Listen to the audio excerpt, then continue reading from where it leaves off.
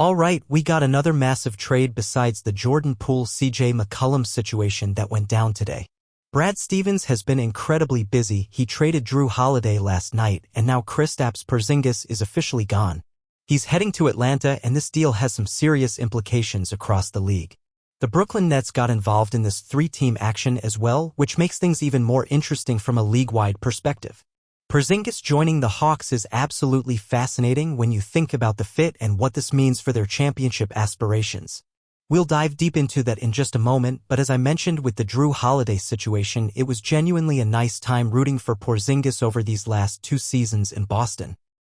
Unfortunately, through various injuries and that mysterious illness that kept popping up at the worst possible times, we never really got to see him go absolutely crazy in the playoffs for those extended periods that we all hoped for. But man, there was always that incredible Game 1 performance against Dallas that reminded everyone just how dominant this guy can be when he's healthy and locked in. And when he was actually available during these regular seasons, especially that magical first season in Boston, he took the team to some absolutely crazy levels that we hadn't seen before. The way he could stretch the floor while protecting the rim was just special to watch when everything clicked together. But here's the thing about finances and all that salary cap stuff that really matters in today's NBA. Jason Tatum's massive extension has created some serious financial constraints for Boston. Shams Charania just reported that with this specific deal structure, the Celtics are now officially out of the dreaded second apron situation.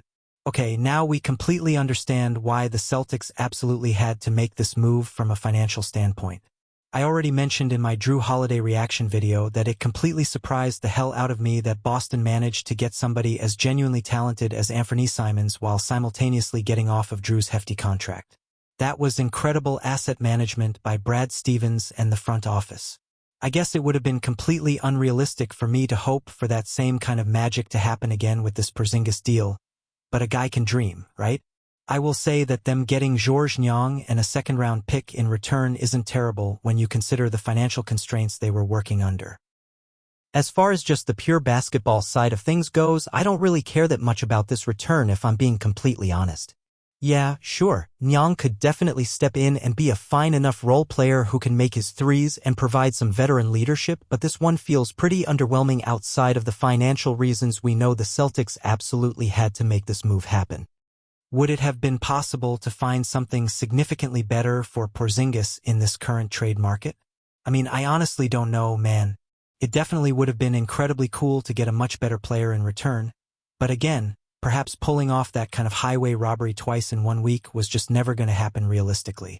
The trade market is what it is, and contending teams don't just give away quality players easily. I guess this is not me trying to make excuses for Brad Stevens or the front office here. I'm definitely not doing backflips over this particular return or anything like that. But what are you really going to do when you're backed into a corner financially? Sometimes you have to make the moves that keep you competitive long-term rather than chasing the perfect deal that might not exist. The reality of the modern NBA is that the second apron creates these impossible situations where even championship-level teams have to make difficult decisions. Boston won their championship, and now they're dealing with the financial consequences of having multiple max contracts on the books. It's not ideal, but it's the reality of trying to maintain a championship core while staying under these punitive tax thresholds. Before we dive into what this means for Atlanta, let's talk about what the Brooklyn Nets got out of this three-team dance, because they made out pretty well in this whole situation if you ask me. For the Brooklyn Nets, getting Terrence Mann and the 22nd pick in this upcoming draft feels pretty damn good when you consider where this franchise has been and where they're trying to go. They're clearly in asset accumulation mode, and adding another first-round pick to their collection is exactly what they should be doing right now. Sean Marks has done an incredible job rebuilding this organization from the ground up after some absolutely disastrous years. Terrence Mann is an interesting piece for them because they could probably look to move him somewhere else if the right opportunity presents itself. Somebody around the league will definitely take him as a solid role player who can contribute on both ends of the floor. He's not a star by any means, but he's the kind of versatile wing that every team needs, and there's always a market for guys like that. The 22nd pick gives them another lottery ticket in what's supposed to be a pretty solid draft class. Even if it doesn't turn into a star, having another young, cheap contract on the roster is valuable for a team that's trying to build sustainable success. Brooklyn has been collecting these picks and assets methodically, and you have to respect the long-term approach they're taking.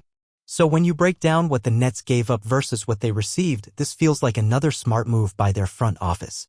They're not trying to win now, they're building for the future, and deals like this are exactly how you do that in today's NBA when you're not a premier free agent destination. So the Hawks are giving up Georges Niang, that number 22 pick we just talked about, and there are some second-round picks moving around in this deal as well. In return, they're getting Kristaps Porzingis on what amounts to a one-year rental deal, which is either brilliant or completely insane depending on how you look at it. This is a classic high-risk, high-reward move by a franchise that's been stuck in mediocrity for too long. When we think about Porzingis fitting with this current Atlanta roster, there are some genuinely exciting possibilities that could emerge. Onyeka Okongwu had a pretty underrated final stretch of the previous regular season that a lot of people around the league didn't pay enough attention to. He really stepped up and took over that starting center role around the midpoint of the year, essentially replacing Clint Capella in the rotation, and he looked fantastic doing it. Okongwu is legitimately good at what he does. It's just that there are some obvious limitations because of his size and physical tools. He's not going to be your rim protector who changes shots just with his presence, but he's solid fundamentally and brings energy every night. The question becomes how you maximize both him and Porzingis when they're both healthy and available. Porzingis, as always, when he's actually healthy and when he's not dealing with whatever mysterious illness keeps popping up, and apparently we're going to have to add that to his injury history now, is an absolutely awesome rim protector and floor spacer who brings that rare combination of skills that can transform an offense. His ability to protect the rim while also being a legitimate threat from three-point range is still pretty unique in today's NBA, even with all the skilled big men we see now. He can post up smaller defenders, he can switch on defense reasonably well, and he can get into those deadly 15-foot pull-up jumpers that are so hard to defend when he's feeling it. You can just start imagining the possibilities with him and Trae Young's two-man game, and it gets pretty exciting pretty quickly. Think about all those screen and roll situations, all those pick and pop opportunities where Porzingis is popping out to the three-point line while Trae is breaking down the defense. Think about those rolls to the basket where Porzingis can finish over smaller defenders, or those situations where he's scoring on switches because he's got a guard on him in the post.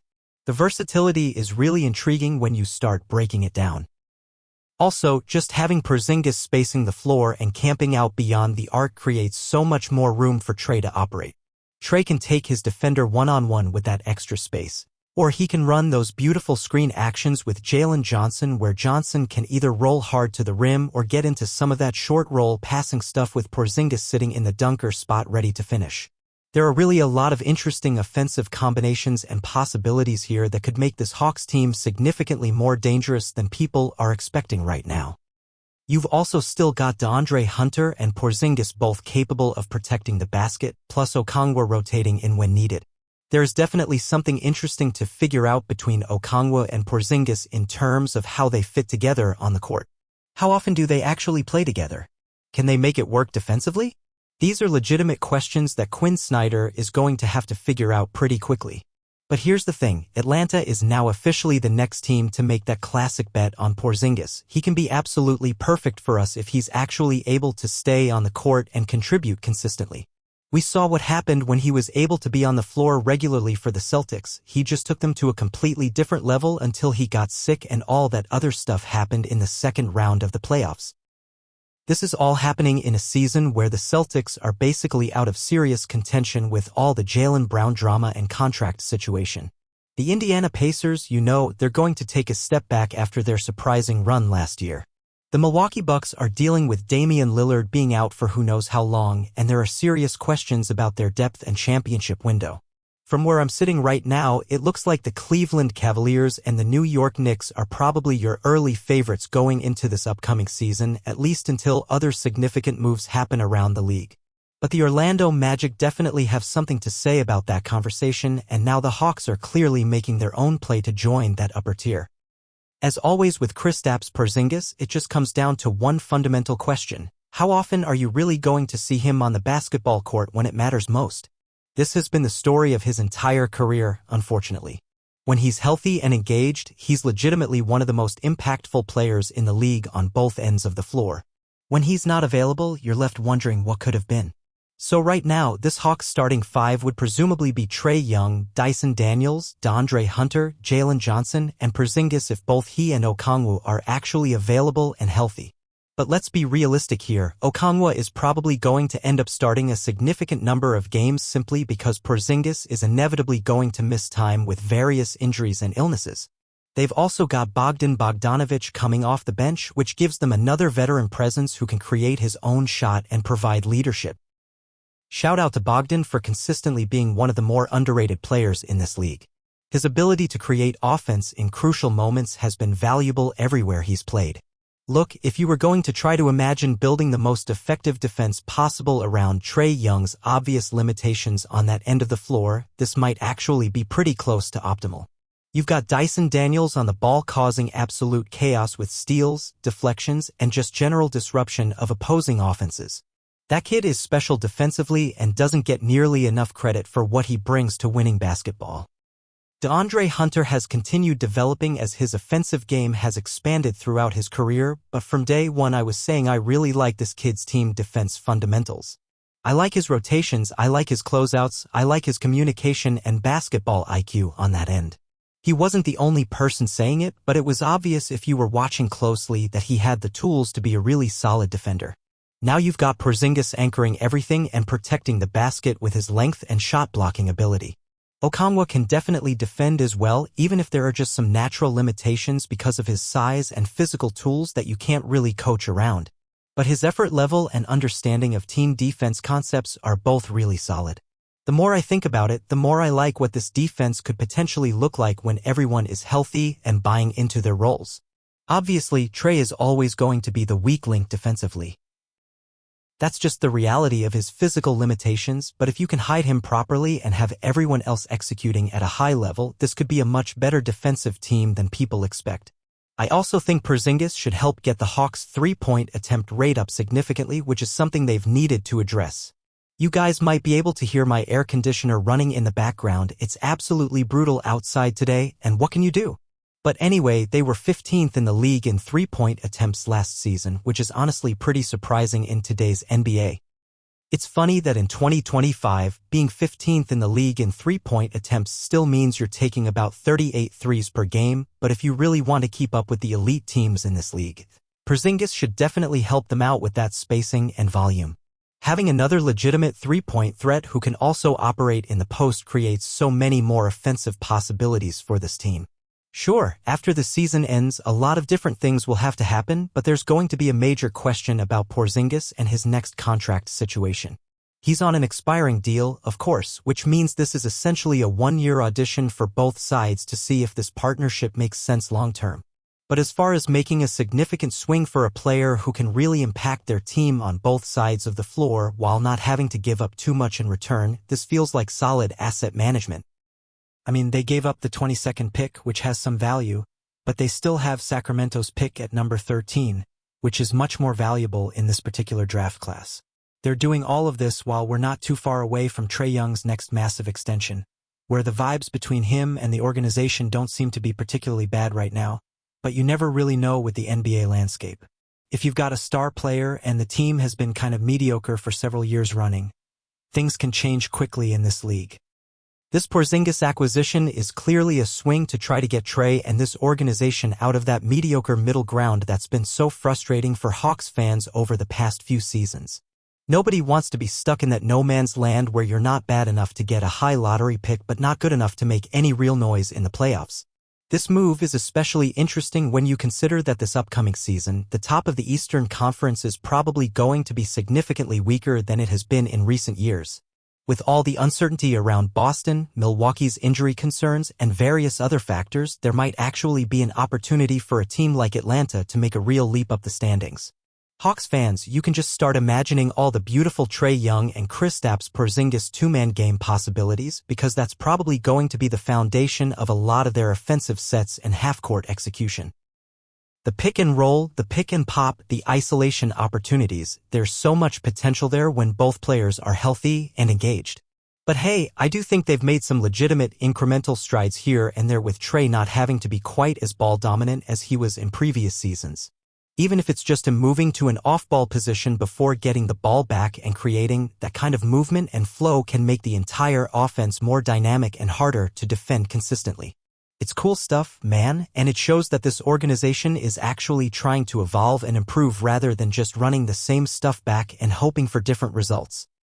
Also, Bobby Marks just tweeted something really interesting about the Brooklyn Nets situation. They now have 5 first-round picks over the next few years, which is absolutely incredible asset accumulation for a team that was completely stripped of draft capital not too long ago. Sean Marks deserves enormous credit for how he's rebuilt this organization's future flexibility and draft positioning. When you think about where Brooklyn was just a few years ago, giving up multiple first-round picks for aging superstars who didn't even want to be there, to where they are now with this kind of draft capital, it's honestly one of the more impressive front office turnarounds in recent NBA history. They've been patient, they've been smart, and they've consistently made moves that prioritize long-term building over short-term desperation. Having 5 first-round picks gives them so many different options moving forward. They can package some of those picks to move up in drafts if they identify a player they really love. They can use them to acquire established players who become available via trade. Or they can just keep drafting and developing young talent while maintaining financial flexibility. The Nets have basically turned themselves into one of the more interesting teams to watch from an asset management perspective, even if they're not going to be particularly competitive on the court this season. Sometimes you have to take a step back to take several steps forward, and that's exactly what they're doing right now. This whole series of moves really highlights how much the Eastern Conference landscape is shifting right now compared to what we've seen over the past few seasons. You've got teams like Boston dealing with financial constraints and tough decisions about their championship core. Milwaukee is dealing with injury concerns and questions about their supporting cast around Giannis and Dame. The Indiana Pacers had that surprising playoff run last year, but it's reasonable to expect some regression as teams adjust to their style and they deal with the natural ups and downs of a young team trying to take the next step. Meanwhile, you've got Cleveland looking really solid with their young core continuing to develop and New York making moves to stay competitive in their championship window. Into this mix, you now have Atlanta making a significant bet on Porzingis potentially elevating their ceiling, Orlando continuing to develop their young talent and defensive identity, and several other teams trying to find their path forward. It's going to be really interesting to see how all of these moves play out over the course of the season. The East feels more wide open than it has in a while, which should make for some compelling basketball and playoff races. When you don't have 1 or 2 teams that are clearly head and shoulders above everyone else, it creates opportunities for organizations that make smart moves and stay healthy at the right times. From Atlanta's perspective, this is clearly a calculated risk that could pay off enormously if everything breaks right for them. Porzingis has shown throughout his career that when he's healthy and engaged, he can be the kind of difference maker who elevates a good team to a great team. The question has always been about availability and consistency. If Porzingis can stay on the court for 65 to 70 games and be effective in the playoffs, this Hawks team could legitimately be a problem for anyone in the Eastern Conference. The combination of Trey's playmaking and scoring, Porzingis' two-way impact, and the supporting cast they've assembled around them has real potential to surprise people. But if Porzingis misses significant time or isn't effective when he does play, then Atlanta just gave up assets for a rental that didn't help them make the leap they're hoping for. That's the inherent risk with any move involving a player with his injury history, but sometimes you have to take calculated risks to break out of mediocrity. The timing makes sense from Atlanta's perspective too. Trey is entering his prime years, they have some interesting young pieces developing, and the conference landscape might be as favorable as it's going to be for a team like them to make a real playoff push. If you're going to make a move, this might be the time to do it.